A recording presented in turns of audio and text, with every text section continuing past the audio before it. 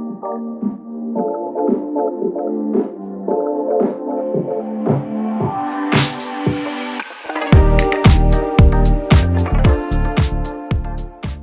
to Unapologetic Living, a YouTube series that provides all the underground tips and strategies on how to live your life unapologetically as your authentic self. My name is Natasha Bryant. I am your host, and I'm also the CEO and owner of Speak Like Transformation, a mental health and wellness private practice that provides all types of therapies, coaching, and wellness services to you and the neighborhood.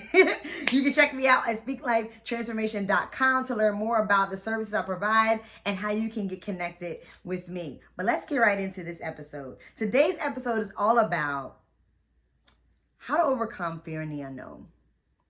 Do you fear the unknown? Do you have what if thoughts that come up when you're entering something new or going into a new place or thinking about taking on a new endeavor? But then that fear of what if, or the fear of failing, or the fear of just not knowing what will happen, what the outcome will be, cause you to hesitate, avoid, and not even go through on it. That's the fear of the unknown. So let's talk about why it even exists, right? Why does the fear of the unknown exist? I have one word for you: change. Change is scary. And let me tell you why change is scary. Change is scary because it's new territory. You are entering unfamiliar people, places, and things. And that right there, things that you're unfamiliar with, can be scary because you don't know what's going to happen. And change is a lot of unknowns. When you change environments, you change friendships, you meet new people, you change jobs, etc. There's this what if. Am I going to like this? What if I regret what I just decided to do? What if I don't like it? What if I'm judged? What if people don't like me? What if I fail? All of these what ifs, these questions about what the outcome is going to be. How is this all going to end up? I don't know. And that right there, the I don't know, is what's scary. And what happens is we begin to have these thoughts after thoughts of what possibly could be the outcome. But the fear is often causing us to have fearful thoughts of the outcome. So it's outcomes that are scary, outcomes of things happening that we do not want to happen, and it builds up. And before you know it, there's a snowball effect happening within our mind, and now this situation appears impossible. This situation appears to be way bigger than you. And then what happens after that is, oh, I'm not doing this. There's no way. This just seems too impossible. Or that outcome that I just thought about, oh, I really don't want that to happen. So I'm just going to avoid it at all costs because I don't want to deal with that outcome. Mind you, there's no guarantee that this fearful outcome that you're having is actually going to exist.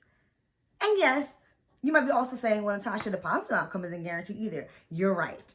That's why there's a fear of the unknown, because you don't know what's going to happen. And so we end up catastrophizing, which means we make the situation become bigger than what it is. That's what the fear does.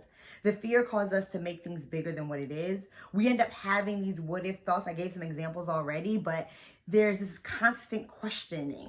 What if, what if, what if, what if? And that brings up more fear. And so all of this fear of the unknown can cause a lot of hesitation where you're slow to move. You're questioning, should I do this? Should I not? I'm going to procrastinate before I actually go forward because I'm trying to avoid the unwanted outcome. I don't want to know what's going to happen. So I'm just going to be slow to move to like slow the process of me experiencing this bad outcome, even though the bad outcome is not guaranteed, right? Or you might avoid and just not move at all and just avoid it at all costs. And then before you know it, you're now just mainly focusing on the negative. And you have dreams, you have ideas, but they're not coming to fruition because the fear of the unknown is stopping you from actually going after your dreams. I have a coaching course where I'm helping women overcome fear and doubt so they actually they can go after their dreams. And fear of the unknown is one of the fears that I help my women overcome so they actually can live their life the way they want to live it. I was talking with a recent client who she never really allowed herself to dream about her passion and actually going after it because of the what if. What if I fail? What if I'm not good at it? I'm gonna have to start all over. What if I have to start all over and I'm not successful at it? And then I'm leaving this great job that I have now to be at the bottom and not be able to get to the top again. The what ifs. And so I want to challenge you to think about, how is the fear of the unknown impacting your life? How is it stopping you from really going after what you truly have a passion for? How does it stop you from trying new things? How does it stop you from engaging in new relationships, engaging in new experiences? How does it impact how you interact with family and friends? How does it impact how you show up at work? How is the fear of the unknown impacting you? And there's two protective factors that are often used to protect us from the fear of the unknown. Overthinking, and also planning. So if you're a planner and you're an overthinker, think about why you do that, right? Why are you such a planner? What kind of planner are you? And if you're an overthinker, why do you overthink so much, right? And so let me tell you how it's used as a protective factor. So overthinking, we'll start with overthinking. Overthinking helps you, or makes you believe that if I think about every single detail, then I can prevent this unwanted outcome from happening. I don't know what the outcome is going to be, but I know that it's possible that this one outcome can happen that I really don't want to happen, or these three negative outcomes could happen that I don't want to happen. And so if I just overthink, if I think about every little detail, if I think about how to get through these possible negative outcomes, then I can prevent the negative outcomes from happening. Or I can be prepared for the negative thing to happen, and I won't be surprised if it happens, right? If I think about all the possible negative outcomes that could possibly happen, then I set myself to prepare. I set myself up to be prepared for those negative outcomes. This is the issue with the overthinking. One, it causes you to focusing on the negative. So if you're preparing yourself for the negative to happen, then you're only going to focus on the negative. And often that can lead to self-sabotaging, because what happens is if you're only thinking about the negative or preparing yourself for a possible negative to happen, you are going to be overly sensitive to any negative outcome. And so you're at this moment, what's happening is you're looking for a negative. And so even though there's positive things happening, you're not going to be able to see that. You're going to overlook them because you're so focused on, when is the shoe going to drop? Right? You're preparing for the worst, but then you also then cause the worst, because now your actions are based on the worst thing happening. And so you end up creating the worst thing to actually happen because your actions are based on preparing for the worst to happen. And then also the overthinking causes you to then overanalyze situations, which can cause you to make things bigger than what it really is. Because if you're constantly thinking about all these possible outcomes that don't exist, right? Because remember, this is just our imagination thinking about what could possibly happen. So your imagination can think of all types of possible things because it's your imagination, right? And so you could be thinking about all types of things. And now you're preparing yourself or making yourself believe that all these things could happen. And now the situation appears so much bigger than what it really is. And then you end up handling a situation. Let's say a negative thing does happen, but because you've been preparing for this big negative thing to happen, you are now handling small issues as if they're big issues, because that's what you have been preparing for. So overthinking, it sounds good in the moment, but it causes even more anxiety. And then we have planning. Planning is where if I come up with step by step on how to handle this situation, then I can prevent the bad thing from happening, the negative thing from happening. If I plan this from, the beginning, the middle, the end, I have every little step in place. Shoot, if I follow this plan, I'm good. Right? I have the plan. So following this plan to the T will prevent the negative thing from happening, right? The issue with this is that you're not allowing yourself to accept that there possibly can be other things that could influence the outcome. And so if you're following the plan to the T and then something else happens that influences the outcome where it interrupts or disrupts your plan, it's going to cause a lot of anxiety because you're not going to be able to follow the plan with this disruption. And then you're going to think to yourself, well, there's no way I can be successful unless I follow this plan. Well, now it's over because I can't follow this plan. Or what am I going to do because I can't follow this plan? All of this is causing anxiety. When really, if you have more of a flexible mindset, you are allowing yourself to say, okay, well, the plan didn't work, but let me see what parts of my plan I can still use and how I can maneuver. Okay, it didn't work the way I wanted to work. Well, let me see what's available then so I can see what I can do with what's available, right? Planning is like, no, it has to go this way because if it doesn't go this way, it's not going to work, right? And so any other person's ideas, you're not accepting them. Any other perspective, nope, you're not allowing it, right? Because it has to be your plan, your way in order for you to feel safe when dealing with this unknown. Both of these have one thing in common. Overthinking and planning have one thing in common: control. Part of the unknown or the fear of the unknown is that when we are dealing with change or things that are unfamiliar, we feel out of control because we don't know what's going to happen. We can't predict. We never done it before, right? And so we can't control or put things in place to know how to handle it because it's brand new. It's brand new information. It's a brand new experience. And so we don't know what's going to happen. And so it's easy for you to feel out of control. Overthinking and planning gives you a sense of feeling like you're back in control. Because again, if I'm overthinking and I'm analyzing every single aspect of this, then I am preparing myself for the worst. I can prevent the worst and I feel back in control. If I'm planning this out in very defined details, then I know this will actually work out because I create this plan. And so if we just follow this plan to the T, then everything will be okay. Control. I'm back in control. Part of overcoming the fear of unknown is accepting things you can't control and letting go of things you cannot control. Accepting when you're not in control and letting go of things that you cannot control. So I have 5 tips.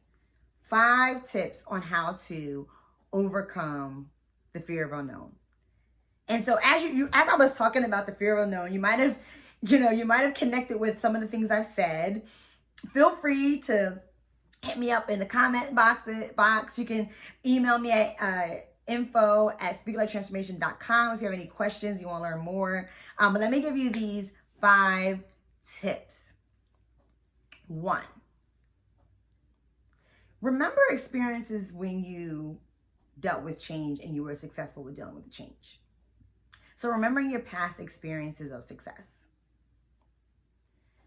Fear in the unknown is a lot of the what ifs of, can I actually handle this? Will I be able to get through this? Is this going to be too much or too hard? What if it is too much or too hard, right? And so you start to question, can I really do this thing, right? So when you think about your past and when you have dealt with something that was unfamiliar and you were successful, when you had to deal with something that was really difficult and you made it through, right? When you think about those times, you remind yourself of your strengths. You remind yourself of what you're capable of. And you remind yourself that, yes, when things are hard, but I'm able to survive. Or yes, change is not easy. You know, it's difficult to deal with new things, but I've done it before and I was good. Or I remember that one time I swore it was going to be way more difficult than what it is. I went through and I realized that actually wasn't that bad. That actually was pretty cool, pretty easy. I actually liked it. I didn't think I was going to like it, but I actually enjoyed that, right? So when you think about those type of experiences, it then helps you bring down the anxiety and feel a little more at ease in your abilities to be able to handle it.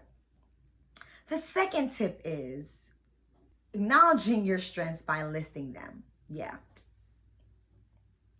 So it's similar to the first one in the sense of not that it's similar, but it kind of builds in. That's what it does. It does more of a builds in, because when you acknowledge and remember past situations that you were successful at overcoming, right? Even when you were scared, right? You are able to recognize your strengths even in that moment as you're thinking about it. But this, when you actually list them, now you're being intentional about it. What are my strengths, right? What are some strengths about me that actually will help me get through this unknown situation? That will help me overcome this fear. So list your strengths. What are you good at? List your skills, right? List your talents.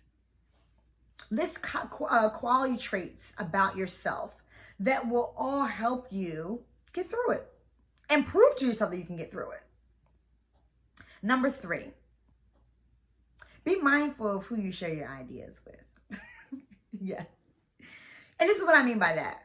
You could be very excited about entering this new endeavor, going after this dream of yours or this idea, or going into this new environment, right?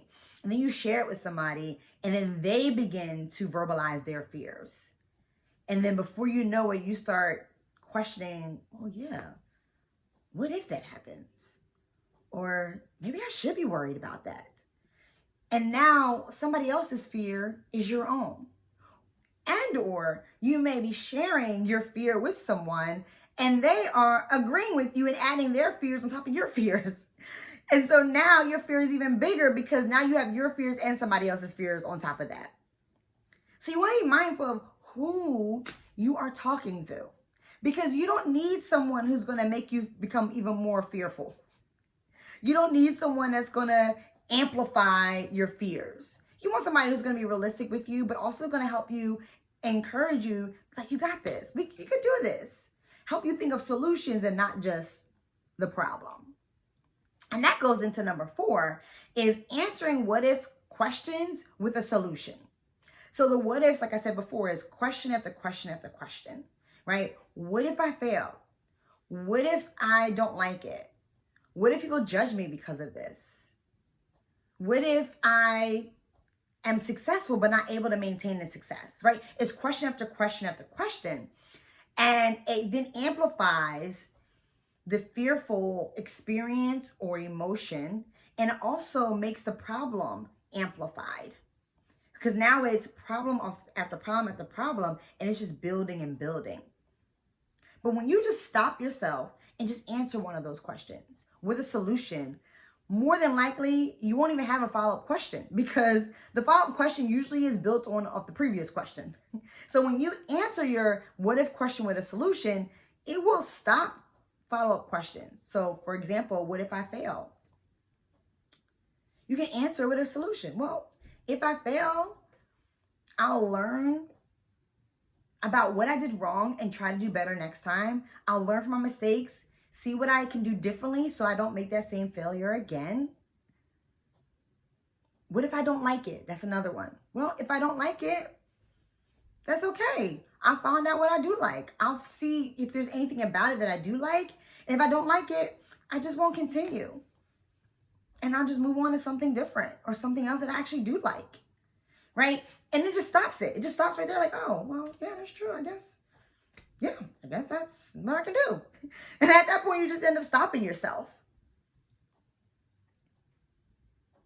Number 5 is do it scared. It's okay to feel scared. And so recognizing that just because I feel scared doesn't mean I just can't do it scared. I can still do it scared. Many times we feel scared and we're thinking, well, I can't do it because I'm scared. I can't because I'm nervous, right? And it's like, no, you can do it and be scared at the same time. And a lot of times when you do it scared, you end up feeling even more powerful. You end up feeling even more proud of yourself at the end because you're like, wow, I did it, and I did it even when I was scared. Like I didn't, back out. I didn't hesitate. I didn't avoid. Like I actually followed through and did it. So a lot of times the success hits differently when you actually do it scared. And I'm going to give you a bonus one. I said 5, but I'm actually going to give you a bonus one. Here's the bonus. Allow yourself to be okay with failing. And recognize that you're going to fail. And so accept that you're going to make mistakes. Again, it's a new situation. It's a new environment, right? It's a new experience. And so you don't know everything. You might not know anything. This might be fresh eyes, fresh knowledge, right? Fresh information coming to you. And you're going to make mistakes because it's new. You're learning. It's a growth opportunity. And so be okay with making mistakes. Be okay with failing and recognize that's part of the growth process. That's part of me learning, because in order for you to end up understanding how to handle the situation, how to move forward, how to deal with the situation, you have to fail to know, okay, what not to do and what to do, right? So recognizing that I'm going to fail, and that is okay. It's okay to fail because I'm going to learn from it. And I will be okay if I fail. I will be able to get myself back. I will be able to pick myself back up. I will be able to try again if I want to. If I don't want to try again, that's okay too. I can say, you know what? I don't think this is for me. Not because I'm running from failing again, from the fear of failing again. Not because I'm running from the fear of the unknown, but because this learning process, right? This failure and this learning process helped me recognize, I don't think this is what I want to do. And so being okay with failure, that's the bonus tip. And accepting that you're going to fail and you're going to make mistakes. And so those are 6 different ways to overcome the unknown, to help defeat the fear of the unknown, to help move forward, progress, go after whatever you want, even when you're scared. One question is, why are you scared? So I want you to think about that. What is something that you really wanted to do or want to do, but you have not because you're scared? And I guarantee you, the fear is probably coming from not knowing what's going to happen, not knowing if you're going to be successful, not knowing if it's going to work out, right? That's the unknown. But it's something you really want to do. It's something you're passionate about. And something you know that if you actually did it, you would feel very fulfilled. So use those 6, take in mind of those 6 steps, those 6 tips, so that you can really unapologetically go after what you desire, because you deserve it. You deserve to live the life that you desire, and you deserve to live your best life as your authentic self. Make sure you share this with anyone you know that could benefit from overcoming fear of the unknown. Make sure you like it, hit the like button. Make sure you subscribe. If you have not subscribed to Speak Life Transformation YouTube channel, make sure you subscribe to the YouTube channel. Again, you can go to my website, speaklifetransformation.com, to learn more about my services and also to learn how to get connected and work with me. So I'll see you guys again. Make sure you both be safe.